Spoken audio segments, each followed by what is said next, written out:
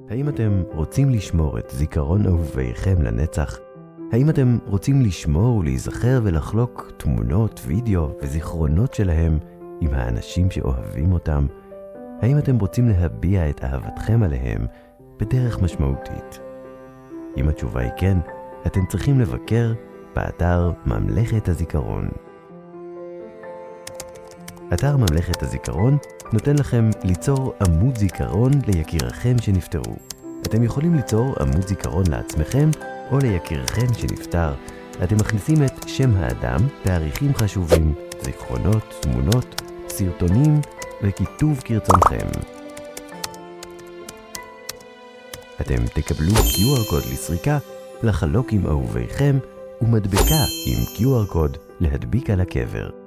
לאנשים שיסרקו בבית הקברות ויוכלו לראות את הזיכרונות ולתת לקבר את הזהות של האדם. ממלכת הזיכרון הוא יותר מרק אתר, הוא מקום לכבד ולזכור את האדם בצורה הטובה ביותר. זהו מקום למצוא נחמה, החלמה ותקווה. אל תיתנו לאדם אהוב להישכח. בקרו באתר היום, וצרו עמוד זיכרון נצחי לאהוביכם. אתם תודו על כך. ממלכת הזיכרון.